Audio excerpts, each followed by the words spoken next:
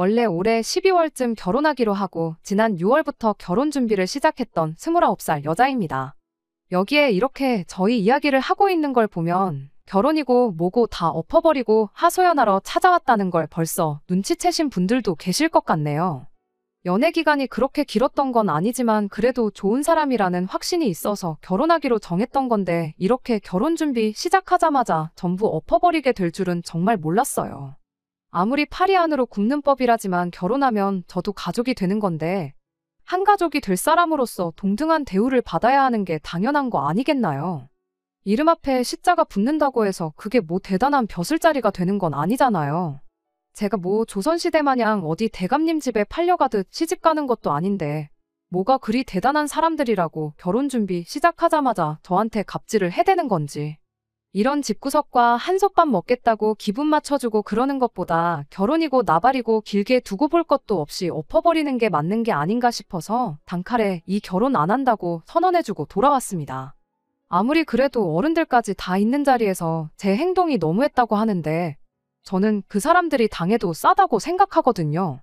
여러분들께서 제 이야기 한번 들어봐 주시고 정말 제 행동이 너무했는지 객관적으로 한번 판단해 주세요. 저한테 친구가 한 명 있어요. 그 친구는 저랑 어려서부터 친하게 지내던 친구가 아니고 대학교를 졸업하고 막 취직 준비를 시작했을 때 알게 된 친구였어요.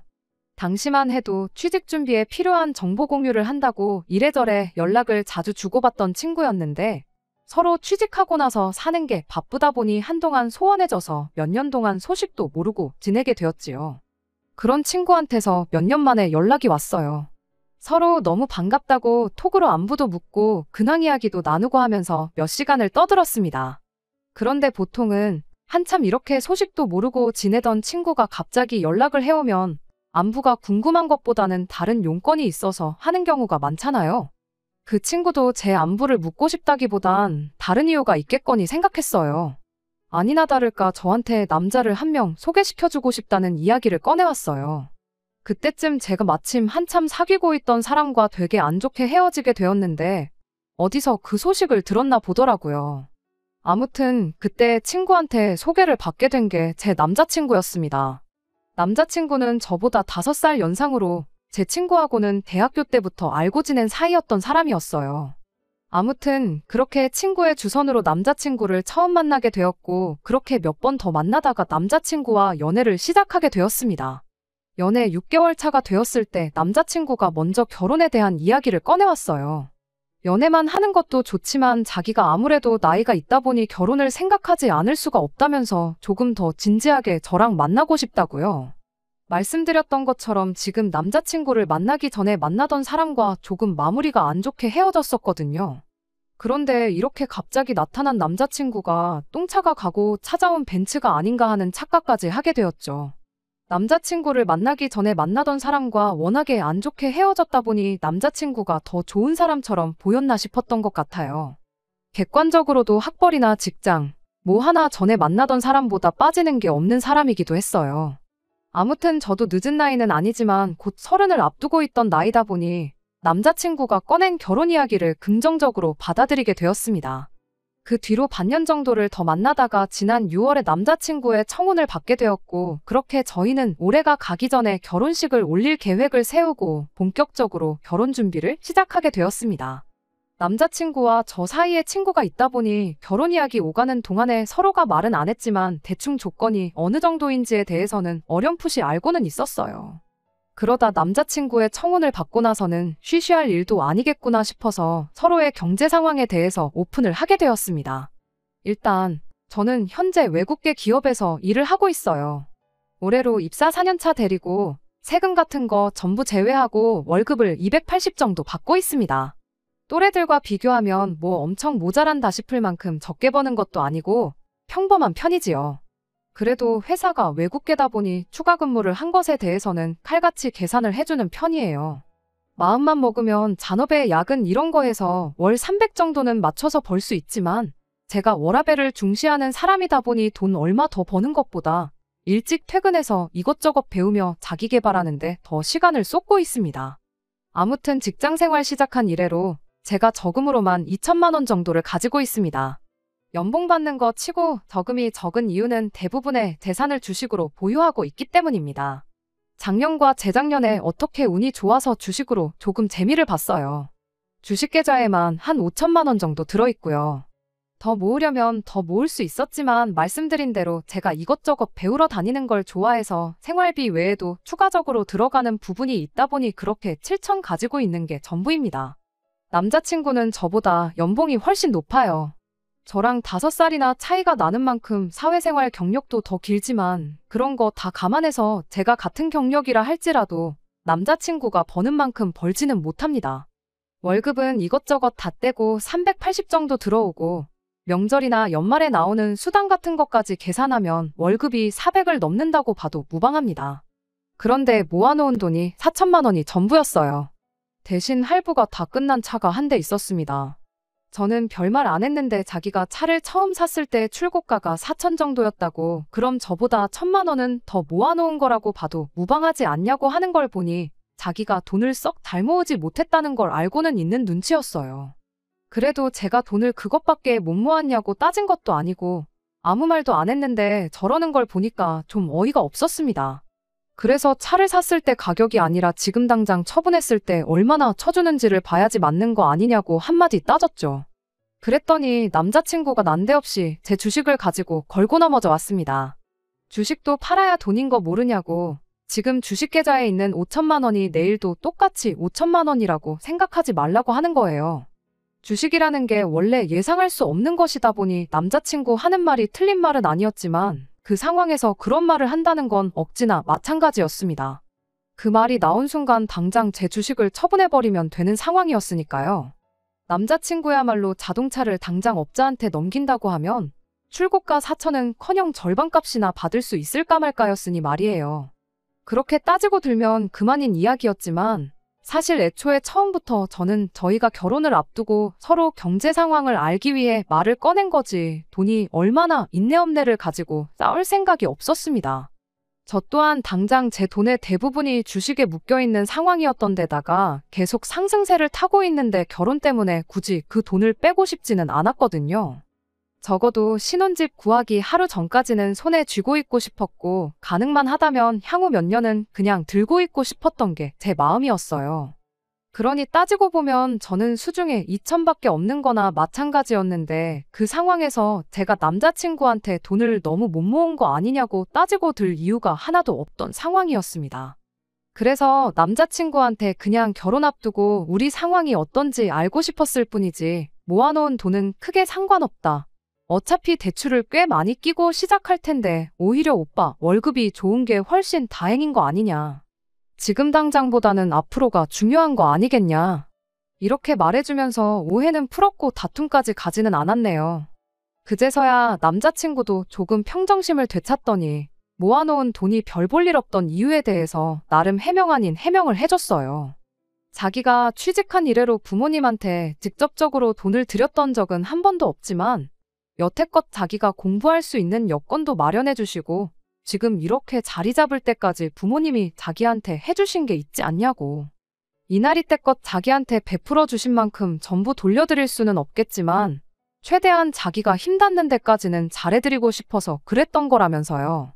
차를 일찍 뽑은 것도 평생 일하는 것밖에 모르고 사셨던 두 분이시다 보니 쉬는 날에 어디 놀러 갈 줄도 모르셔가지고 이젠 그렇게 고생만 하실 필요 없다고 자기가 주말이면 여기 모시고 다니고 저기 모시고 다니고 하려고 뽑았던 거랍니다. 제 질문에 예민하게 굴었던 이유는 혹시나 자기가 모아놓은 돈이 별로 없다는 이유로 청혼을 받자마자 결혼을 안 한다고 나올까봐 그랬던 거라며 자기가 성급했다고 사과를 바로 해왔어요. 1년 짧은 기간이나마 연애하는 동안 한 번도 다툰 적이 없었는데 결혼하기로 하자마자 크게 다투진 않을까 싶었는데 자기가 잘못했다는 거 바로 인정하고 사과를 하는 모습에 안심이 되더라고요. 쓸데없이 자기 자존심 지키겠다고 계속 화내는 것보다 인정할 거 인정하는 모습이 100배 1000배 낫다고 생각했거든요. 그리고 동시에 가족들한테 잘하는 가정적인 면도 좋게 보였어요. 맹목적으로 이제 돈을 버니까 부모님한테 효도하겠다고 돈 받는 대로 퍼주고 그러는 게 아니라 그동안 자식들 미래를 책임지느라 고생하신 부모님과 여지껏 쌓지 못한 추억을 만들기 위해 돈을 썼던 것이니까요. 자기만 알고 이기적인 그런 사람보다야 그런 마음을 쓸 줄 아는 모습이 좋아 보였어요. 저도 결혼하면 한 가족이 되는 거잖아요. 아무리 100세 시대라지만 인생이 결코 긴 게 아닌데 돈 없이는 사랑도 행복도 찾을 수 없다지만 아무 추억도 만들지 않고 돈만 쥐고 있는 게 능사는 아니라고 생각하기도 하고요. 그 와중에도 자기 미래를 대비하겠다고 저금을 했던 것도 아무리 액수가 4천밖에 되지 않을지라도 아무 생각 없이 덮어놓고 돈만 펑펑 쓰는 생각 없는 사람처럼 보이지도 않았고 말이죠. 말씀드렸다시피 어차피 월급 또한 저보다 남자친구가 월등히 좋았고 저나 남자친구나 뭐 배우러 안 다니고 여행 같은 거 안 다니고 월급을 받는 족족 모았다고 한들 대출 없이 서울에 집을 구하는 게 어디 가능키나 한 일이겠나요? 물론 빚이라는 게 적으면 적을수록 좋은 거라지만 한편으로는 돈 빌리는 것도 능력이라고 하잖아요. 대출을 조금 더 받더라도 맞벌이 생활 유지하면서 하나씩 차근차근 맞춰나가는 게 맞다 싶었습니다. 다행히 남자친구가 벌써 차도 가지고 있었고 하니 집 문제만 빼놓고 생각해보면 당장 크게 돈 나갈 곳이 없다고 봐도 무방했지요. 아무튼 그렇게 이야기를 마치고 집에 돌아가는 길이었는데 남자친구가 헤어지면서 자기가 전생에 나라를 구했나 보다고 저 같은 사람과 결혼하게 된 게 자기한테 정말 큰 행운이라며 고맙다는 말을 해주더라고요. 그러고는 제 두 손을 꼭 잡더니 우리 결혼해서 꼭 남부럽지 않게 행복하게 잘 살자는 말을 해줬어요. 그때까지만 해도 남자친구가 해줬던 말처럼 결혼해서 행복하게 잘 살 거라 생각했지 이렇게 최악의 모습으로 갈라서게 될 줄은 생각도 못했습니다. 아무튼 그날 이후 저도 저희 부모님께 결혼할 사람이 생겼다는 사실을 전했어요. 어머니께서 이것저것 물어보셨는데 역시나 월급이 그 정도 되는데 모아놓은 돈이 4천이 전부냐 그건 씀씀이가 너무 큰 거 아니냐며 조금 안 좋은 반응을 보이셨습니다. 그래도 할부 끝난 차도 가지고 있고 돈이야 지금 얼마 더 있는 것보다 앞으로 어떻게 모으는지가 더 중요한 거 아니냐. 나도 주식으로 이득 본 거 아니면 5천 정도밖에 못 모았을 텐데 그렇게 생각하면 오히려 잘 모은 거 아니냐 남자친구 편을 들어줬지요. 어머니께서도 하긴 그렇긴 그렇다고 하시며 제 말에 동의를 해주셨고 당장 돈 얼마 있는 것보다 사람 됨됨이가 더 중요한 거 아니겠냐며 어떤 사람인지 좀 보게 하루라도 빨리 집에 인사시키러 데리고 오라 하시더라고요. 막상 남자친구를 집에 인사시켰더니 처음 보여주셨던 안 좋은 반응과는 다르게 저희 부모님 두 분 다 남자친구를 엄청 마음에 들어 하셨어요. 성격도 싹싹하니 좋고 직장도 인물도 뭐 하나 빠지는 데가 없다고요. 남자친구도 저희 부모님한테 그동안 자기가 부모님 모시고 여기저기 다녔던 여행지 이야기를 꺼내면서 그중에 가장 좋았던 곳들을 뽑아서 저희 결혼하고 나거든 저희 부모님 모시고 한 번 더 다녀오면 어떻겠냐 이런 식으로 이야기를 했습니다. 그때까지만 해도 제가 정말 사람 하나 제대로 봤구나 싶었어요. 자기 가족만 소중하고 자기 가족만 챙기는 이기적인 사람이 아니라 배우자의 부모님한테도 잘하는 가정적이고 양가 불문하고 가족들에게 헌신하는 좋은 1등 신랑감이라 생각했습니다. 그런데 막상 남자친구의 가족들과 함께 있던 자리에서는 그런 모습이 아니라 한쪽으로 치우쳐도 너무 치우친 그동안의 모습과는 정반대의 모습을 보여줬어요. 그리고 결국 그것 때문에 남자친구 가족들을 처음 만난 그날 결혼하기로 한 거 다 엎어버리고 남자친구 집까지 쑥대밭으로 만들고야 말았네요. 남자친구를 저희 집에 소개했으니 당연히 이번엔 제가 남자친구 집에 인사를 드리러 갈 차례가 되었습니다. 남자친구가 워낙에 저희 집에서 좋은 모습을 보여줬으니 저 또한 남자친구가 했던 것처럼 똑같이 좋은 모습을 보여주고 싶었어요.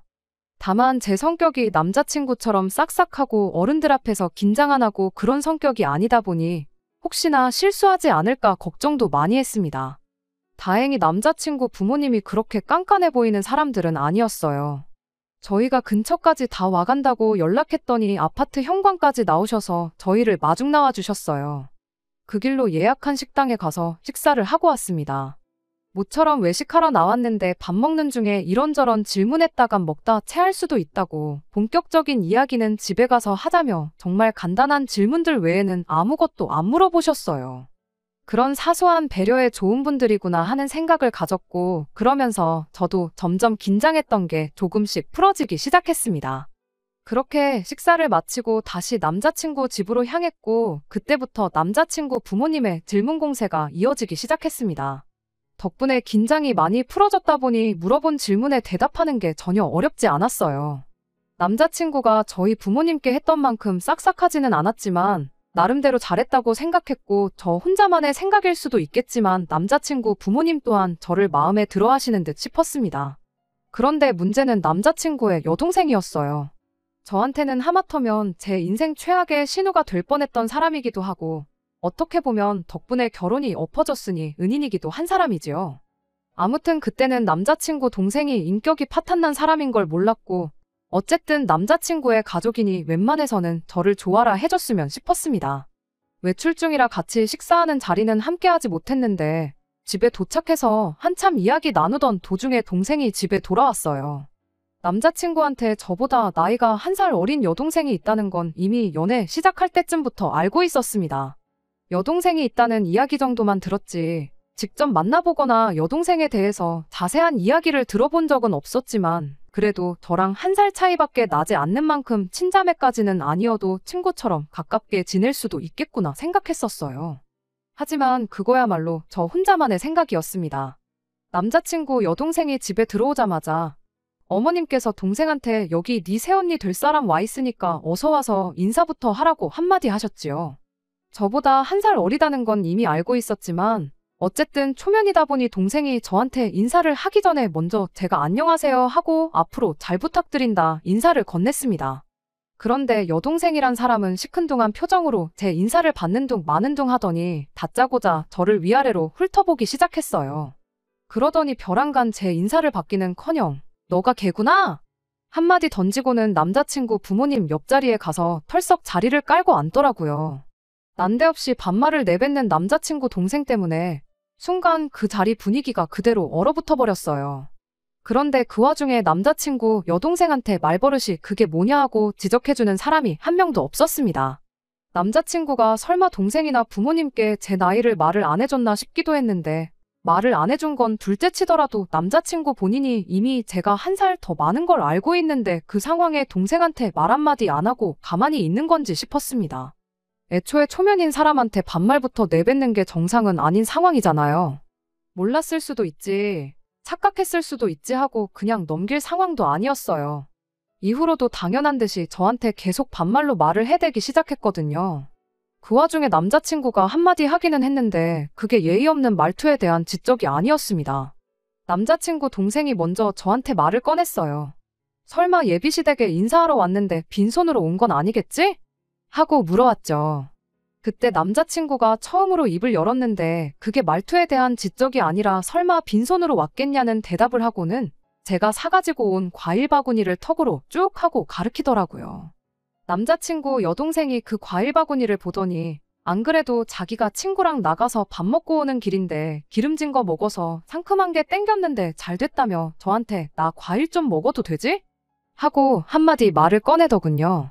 당장 세상에 이건 또 무슨 상황이냐고 따져묻고 싶었지만 그래도 누군가는 이 사람한테 예의 없게 이게 뭐 하는 짓이냐고 먼저 말해주지 않을까 싶어서 가만히 있었습니다.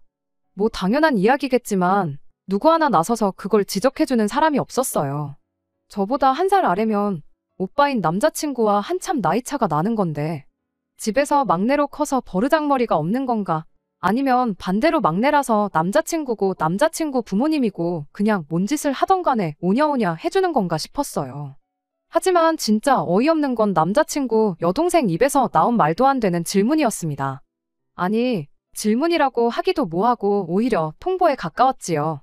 제 의사는 물어보지도 않고 남자친구한테 곧바로 물어보더라고요. 오빠 결혼하면 맞벌이 하는 거냐고 묻더니 그럼 돈을 2배로 벌겠다며 이참에 자기 매달 주던 용돈도 2배로 올려서 100만 원씩 달라는 소리를 했으니까요. 분명 남자친구가 저한테 가족들한테 돈을 퍼주느라 못 모은 게 아니고 가족들과 추억을 만드는 데 썼다는 말을 했는데 그 말과는 전혀 다른 이야기가 나오니 적잖이 당황스러웠죠. 그런데 더더욱이 어이가 없었던 건 이어진 남자친구의 반응이었습니다. 2배나 올리기는 뭐하고 조금 더 주긴 하겠다는 예상도 못한 대답을 해왔거든요. 그래서 곧장 남자친구한테 그게 무슨 소리냐고 물어봤어요. 그랬더니 남자친구 대신해서 동생이 대답을 해주더라고요. 오빠가 동생한테 용돈 주는 게 뭐 이상하냐고요. 그래서 제가 대답했어요. 오빠가 동생한테 용돈 정도 당연히 줄 수 있는 건데 매달 50만 원씩 주는 건 이상한 거 맞다고요. 그리고 남자친구한테 용돈을 올려주는 게 무슨 소리냐고, 결혼해서 맞벌이를 하는 게 오빠 월급이 오르는 건 아니지 않냐, 그리고 매달 50만 원 주는 것도 가당치도 않은 소리라고 했어요. 여태까지 줬다면 줬던 걸 도로 뺏어올 수는 없으니 거기까지는 묻지도 따지지도 않으려고 했습니다. 다만 앞으로 저희 결혼할 때까지, 아니 못해도 결혼식 올리고 나서는 더 이상 용돈은 줘서는 안 된다고, 우리가 뭐 억만금을 모아놓고 결혼하는 것도 아니고 대출만 몇 억을 받게 생겼는데 그런 데다가 쓸 여유는 이제 없는 거 알지 않냐고요. 남자친구도 그 상황이 안 된다고, 여동생 용돈은 내가 꼭 챙겨주고 싶다는 말은 못하고 알겠다고 대답을 했습니다. 그런데 남자친구 동생이 그 말을 듣더니 혼자서 개거품을 물면서 말 그대로 발광을 하기 시작했어요. 급기야는 용돈을 끊을 거면 차라리 결혼을 하지 말라는 소리를 하는데 아주 꼴이 가관이더라고요. 갑작스러운 남자친구 여동생의 돌발 행동에 안 그래도 얼어붙기 시작했던 집안 분위기가 한층 더 막장으로 치닫고 있었습니다. 그제서야 남자친구 부모님이 나서서 이게 뭐 하는 짓이냐고, 쓸데없이 이럴 거면 그냥 방에 들어가서 조용히 있으라고 한마디 해주시더군요. 덕분에 남자친구 여동생이 잠깐 잠잠해졌어요. 그러더니 혼자 제가 사온 과일들을 손에 들고 있던 과도로 이리 쑤시고 저리 쑤시고 난리도 아니었습니다. 급기야는 어디서 이렇게 깎아먹기도 힘든 과일을 사왔냐며 저보고 과일 좀 잘라오라고 칼을 건네주더라고요. 뭐 위협이라도 하려는 건지 칼날 부분을 저한테 향하게 해서는 말입니다. 안 그래도 등장하자마자부터 저를 기분 나쁘게 했고 거기에 엎어서 용돈 문제로까지 사람 속을 뒤집어놨는데 그것도 모자라 한 살 어린 예비 손아래 신우가 저한테 과일을 깎아오라고 시키니 더더욱 기분이 좋을 일이 없었어요. 그런데 거기에 칼날까지 저를 향하게 해서 건네주니 웬만해선 평정심을 유지하려고 했던 저도 순간 표정 관리가 안 되더라고요. 그런 제 표정의 변화를 눈치챈 건지 얼굴 표정 좀 보라면서 뭐 기분 나쁘냐는 식으로 한마디를 하대요. 그와 동시에 남자친구도 입을 열었는데 동생한테 뭐라 한마디 하는 게 아니고 저한테 한마디를 하는 겁니다. 동생이 저랑 친해지고 싶어서 장난치는 거니까 좀 참으라면서요. 예상도 못한 남자친구 한마디에 오히려 더 이상 참을 수가 없었습니다. 100번 양보해서 이걸 장난으로 봐준다고 해도 정도가 있지, 초면에 반말하는 것부터 행동까지 이게 뭐 하는 짓이냐고 한마디 했어요. 그랬더니 남자친구 여동생이 저한테 한다는 소리가 키도 조그만 게 보기보단 성깔이 있네 하면서 왜 우리 엄마 아빠가 네 편 들어주니까 기세가 등등해진 거냐고 한마디 하더라고요. 대놓고 시비를 걸어오는데 암만 자리가 자리라고 할지라도 저도 가만히 듣고만 있지는 않았어요. 그때까지만 해도 파혼할 생각은 없었으나 그렇다고 해서 여기서 제가 꼬리를 내리면 결혼 후에도 평생을 두고 저렇게 시비를 걸어올 게 뻔하겠구나 싶었거든요. 그래서 한마디 했어요. 대놓고 시부모님 되실 분들 앞에서 남자친구 여동생이랑 똑같이 굴면서 싸울 생각은 아니었고 그냥 이성적으로 한마디 해주면 되겠거니 싶어서 최대한 좋게 좋게 이야기했습니다. 나보다 나이도 어린 걸로 알고 있는데 초면부터 반말하고 이젠 과일까지 깎아오라고 명령하는 거냐고요. 그리고 원래 칼같이 날이 달린 거 다른 사람한테 건네줄 때는 손잡이 부분을 그 사람을 향하게 해서 건네줘야 하는 거라고, 제대로 못 배운 것 같아서 알려주는 거니 새겨들으라고 깔끔하게 한마디 해줬습니다. 그랬더니 저보고 나이 1살 많다고 꼴에 언니 대접은 받고 싶은가 보네 하면서 혼자 비웃기 시작하더라고요. 어이가 없었죠. 내가 언니 대접을 받겠다고 이러는 게 아니라 맞는 말이라고, 그냥 나이만 두고 봐도 내가 1살 더 많은 언니고 아가씨 오빠랑 결혼하면 서열상으로도 아가씨가 내 손아래 신우가 되는 거지 내 언니가 되는 게 아닌 거 모르냐고요. 그랬더니 돌아온 대답이 아주 가관이었습니다. 자기가 왕년에 학교 다닐 때 좀 놀았다는 걸 자랑처럼 이야기를 하더라고요. 원래도 자기가 노는 언니들 아닌 이상 한두 살 차이는 그냥 먹고 들어갔다고요. 특히 자기 주변 사람들 중에 자기랑 1살 차이 나는 사람들 중에 자기가 자기 입으로 언니라고 부르는 사람들이 손에 꼽는답니다. 그러니 자기가 저한테 언니라고 부를 이유도 없다는 거예요. 그러더니 뭐 자기가 반말하는 게 그렇게 불만이냐고 하더니 불만 있으면 어쩔 건데 하고는 여지까지 찍소리도 못하고 있다가 우리 엄마 아빠가 한번 편들어줬다고, 그리고 우리 오빠가 바로 옆에 있으니까 무슨 일이 나겠나 싶어서 까부는 거 아니냐고 시비를 걸대요. 딱 보니 믿는 구석 없으면 내 눈도 똑바로 못 마주치고 깔고 다녔을 스타일인데 내가 너 같은 애들 한두 번 상대해보는 줄 아냐면서 세상 참 많이 좋아졌답니다. 예전 같았으면 그냥 묻지도 따지지도 않고 뭘 꼬나보냐 한마디 해주고 머리끄댕이부터 붙잡아 아주 초죽음을 만들어놨을 거라나요? 그 와중에 남자친구던 남자친구 부모님이던 누구라도 동생이 파혼하라고 고사를 지내는 건지 지 혼자 미쳐 날뛰는 걸 말려줬더라면 저 또한 파혼까지 택하진 않았을 수도 있어요. 그런데 그나마 제 편을 들어주는 것 같던 남자친구 어머니도 우리 애기가 용돈 못 받게 되니까 더 저러는가 보다 하면서 그래도 주던 걸 어떻게 못 주게 할 수 있냐며 애가 용돈 받던 건 건들지 말라고 한마디 하시더군요. 남자친구도 그러는 게 좋겠다고 거들어주기 시작했고요. 이젠 온 가족이 나서서 자기를 도와주니 남자친구 여동생이 아주 기가 살아가지고는 이제 네 편은 아무도 없는 것 같은데 전세가 역전된 거 딱 봐도 모르냐며 알아서 기라고 한마디 하는 겁니다. 그때 저도 뚝하고 제 인내심이 끊어졌어요. 아무리 파리 안으로 굽는 법이라지만 이 집구석에 한 식구로 들어오면 제가 앞으로 무슨 꼴을 당하며 살게 될지 눈에 보이기 시작하더라고요. 그렇게 파혼까지 각오하니 저 혼자 예의 차리고 좋게 좋게 말할 이유도 없다 싶어서 저도 그때부터 똑같이 반말로 말을 하기 시작했습니다. 연예인이나 운동선수같이 유명한 사람들도 혹시나 자기가 과거에 잘못했던 거 들킬까봐 조마조마해하고 실제로 들킨 사람들은 아무리 당사자한테 사죄를 하고 용서를 빌어도 활동을 다시 못할 만큼 나락에 가버리는 정의가 승리하는 사회가 되었으니 네 말대로 세상 참 좋아진 것 같다고요. 그리고 남자친구는 물론이고 남자친구 부모님 앞에다 대고 저걸 보니 이 집 가정교육 수준이 어느 정도 되는지 알겠다고, 나는 이 집에 며느리로 들어오기엔 너무 아까운 것 같으니 결혼 이야기는 없던 걸로 하고 저도 여기까지만 하고 이만 가보겠다 말하고 자리에서 일어났어요. 그리고 남자친구 동생한테 마지막으로 한마디 해줬습니다.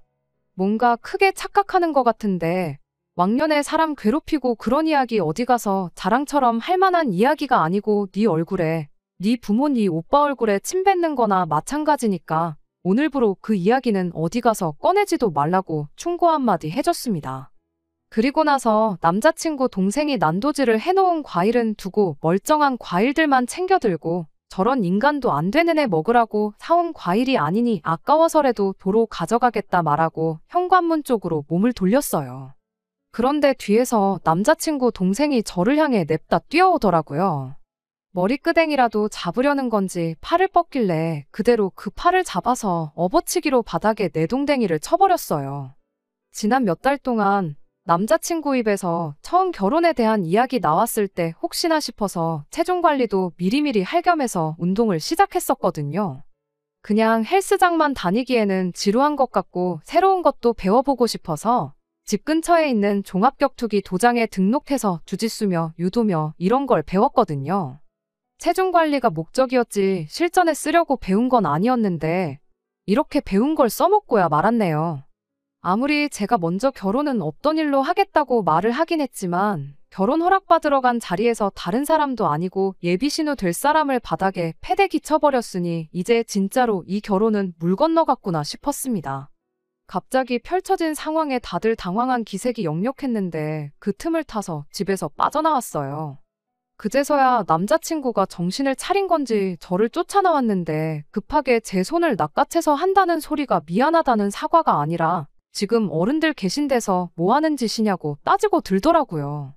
그러더니 당장 동생한테 먼저 사과하라길래 낚아챈 제 손을 쥐고 있던 남자친구 손을 그대로 비틀어 꺾어버렸어요. 이것도 도장에서 호신술 수업 시간 때 배운 건데 이런 데서 또 써먹을 줄은 몰랐네요. 그대로 손목이 꺾인 남자친구가 비명을 지르며 그대로 바닥에 주저앉더라고요. 마무리까지 이렇게 확실하게 정을 떼주니 오히려 고마울 따름이었습니다. 참 좋은 사람이라 생각했고 결혼까지 생각했는데 본 모습이 이런 사람일 줄은 몰랐다고. 동생 용돈 못 주게 된 게 엄청 아쉬워 보였는데 오히려 잘 된 거 아니냐고. 평생 인간도 못 되는 동생 뒷바라지나 해주면서 살라고 한마디 해주고 집에 돌아왔습니다. 저희 어머니가 이야기 듣더니 뭐 그런 경우 없는 집구석이 다 있냐며 어이없어 하시더라고요. 남자친구를 맘에 들어하긴 하셨지만 제 인생이 시궁창으로 빠지게 될 게 눈에 뻔한 상황인데 오히려 현명한 결정을 내렸다고, 잘했다고 칭찬해 주셨어요. 제가 나이가 많은 것도 아니고 능력이 없는 것도 아닌데 미천 다 드러난 집구석에 제가 시집갈 이유가 하나도 없다고요. 다들 하나같이, 심지어 도장 사범님마저도 제가 잘했다고, 이야기만 들어도 속이 다 시원하다는 반응이었는데 딱 한 사람 다른 반응을 보인 사람이 있었어요. 바로 남자친구를 저에게 소개해줬던 그 친구였습니다. 그래도 다른 사람도 아니고 남자친구 부모님이 계신 자리인데 그렇게 쑥대밭으로 만들어 놓았어야 했냐며 제가 잘못했다고 하더라고요. 남자친구가 자기 회사랑 가장 큰 거래처에서 일하는 사람인데 혹시나 제 일 때문에 자기 일하는데 지장이 생기면 어떡하냐면서 저보고 빠른 시일 내로 남자친구한테 사과를 했으면 좋겠다고 하더라고요. 아마 저를 소개시켜줬던 것도 남자친구한테 잘 보이려고 해줬던 거겠구나 싶었고 그걸 알게 되니 이 친구하고도 계속 가깝게 지낼 이유가 없겠구나 싶었습니다. 남자친구나 이 친구 말 맞다나 예비시 부모님 될 사람 앞에서 그 집 딸을 바닥에 패대기 치고 예비신랑 손목을 꺾어서 무릎까지 꿇게 만든 게 정말 제가 잘못한 일인가요? 저는 아직도 제가 잘못한 거 하나도 없다고 생각합니다. 그 인간들은 당해도 싼 인간들이고 그 정도로 해도 평생 정신 못 차리고 살 거라는 걸 알고 있거든요. 어차피 취직한 이래로 연락도 거의 없이 생사 정도만 알고 지낸 친구였다 보니 손절하는데 그렇게 아쉬움이 남거나 어려운 건 하나도 없었어요. 덕분에 제 인생에 평생 필요 없을 인맥도 하나 정리했네요. 아무튼 이렇게 결혼식 날짜까지 대충 잡아두었던 남자친구하고는 평생 2번 다시 볼 일이 없게 되었습니다. 다른 사람들 말만큼 제 29 나이가 새로운 만남을 시작하기에 너무 늦은 나이라고는 생각하지 않아요. 물론 이렇게 대일 만큼 대인 상황에 당장이라도 누구를 만나야겠다는 건 아니지만 다음에 만나는 사람은 제발 정신머리 똑바로 박히고 정신머리 똑바로 박힌 가족들을 가지고 있는 평범한 사람이면 좋겠습니다. 끝까지 들어주셔서 감사합니다. 오늘의 사연은 여기까지입니다. 구독과 좋아요, 알람 설정 부탁드리고 더 좋은 사연으로 다시 찾아뵙겠습니다. 감사합니다.